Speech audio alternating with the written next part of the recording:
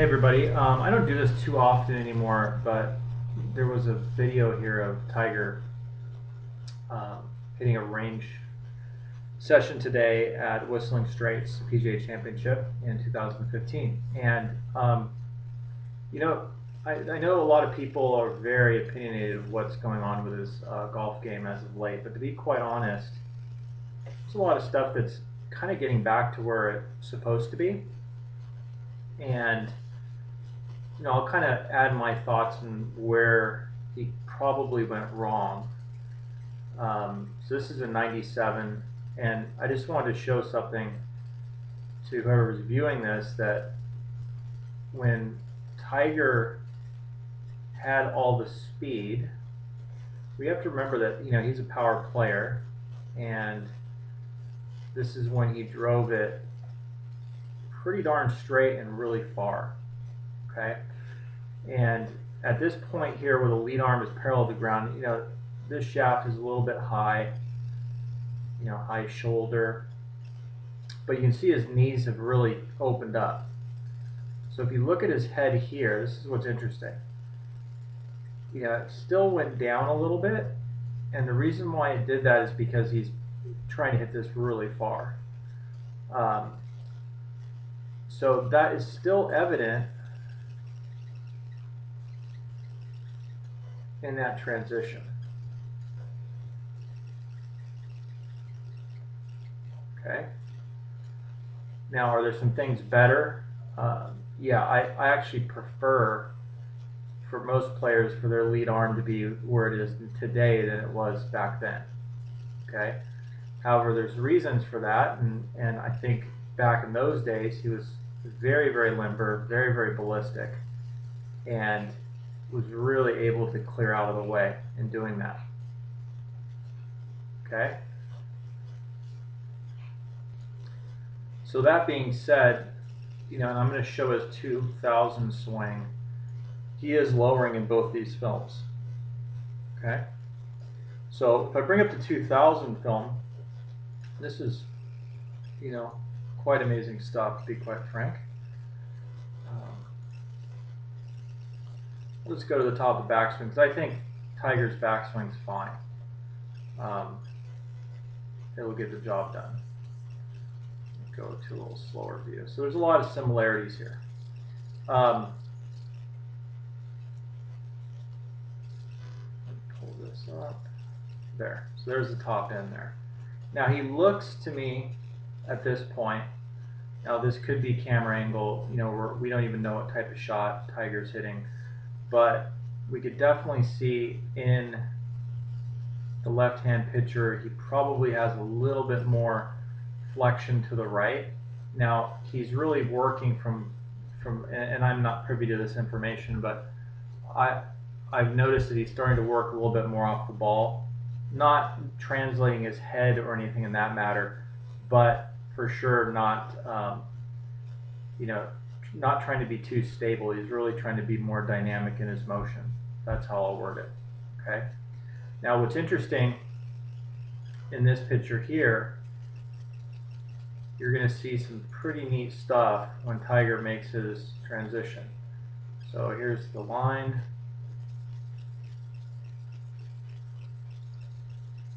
Let's see if this thing went super slow-mo. Okay, there we go. So you can see the head dropped, several inches. Now what's interesting, this is when he pretty much dominated. Okay, I forgot to put the line there, guys, sorry. So a lot of similarities there. Okay. Now the big difference here, and this is why I think this is actually a hard project. Okay, from a teacher standpoint, we have to remember that the amount of force and rotation that this guy is trying to produce is being done on a left knee that has been worked on quite a few times, and his back. So for him to make this move, he probably has some mental, probably some mental anguish, on reserve. So sometimes he doesn't quite, you want to avoid it. But in reality, you know, he's not trying to jump forward. He's just trying to open up, and he's trying to really use, you know, basically pushing off the ground, um, you know, kind of off this right leg. Okay, so he's trying to store the energy, push open, and you can see, like, you know, it's not bad. It's not bad. It's definitely getting better. Now the question is, can Tiger win from there? Well, absolutely. There's no doubt about that. I'm kind of missing a frame here. Let's see if it goes through one more time. There we go. Okay, so we can kind of see the difference in the hips. And what's interesting, and I wouldn't consider myself an expert on this. Actually, Chris Como's going to be considered the expert on this. Because of the amount of force that he's producing, you can see his knees and hips are way more open than they are today. Okay, now some of that could be camera angle, not sure. But you can see what it's done to his lead wrist and the club face. And obviously these are different clubs. Okay. Now this isn't bad, but you can see the difference how this face is more pointing towards the ball on the left. But there's definitely the same shoulder alignments, but that lower body is a lot more forceful open on the left than it is on the right. So when he gets to impact, and you can still, it's actually a pretty good picture right here on the left, especially for all you golf swing crazy guys. Okay, pull him to impact. Okay, so that's right at impact. So here's what's interesting. Look how his left shoulder is up on the left, and his shoulders are pretty square. Now, if on 3D, and I don't, like I said before, I don't have any of this information, but just from use of this, we'll probably say his shoulders are open more than 10 degrees here on the left. Now his shoulders here probably open somewhere around that, give or take. They're definitely not square. And some things that I really like here is how his arms are formed at impact. They're really good. His body's starting to open up. Now, if his shoulders are going to remain steep like this, they have to open. Okay, and that's going to stabilize this face out. And it is getting better. So you can see, I mean, you can really see how much more dynamic he was in 2000. But when you look at this golf swing, if you were to say, is he trying to get to a closer template of a swing, he's making some pretty good strides. Okay, and I would even say, to go a step further, that even conditioning-wise, body-wise, he looks a lot closer to where he was.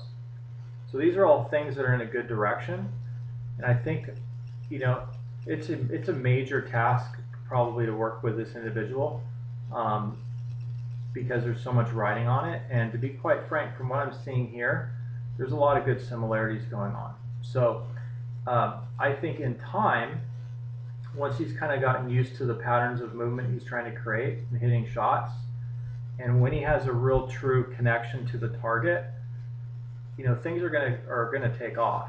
I think that's the biggest thing, especially when you're making swing changes. And for any amateur who's watching this, most important thing, if you're making even a grip change, you lose a sense of connection to what you're trying to do.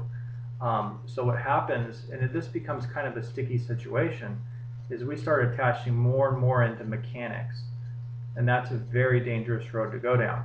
So, you know, I might be the most, you know, one of the most technical guys around, but if you start reducing or discounting the validity of seeing the ball going out of target and connecting to a feel, you're basically shooting yourself in the foot.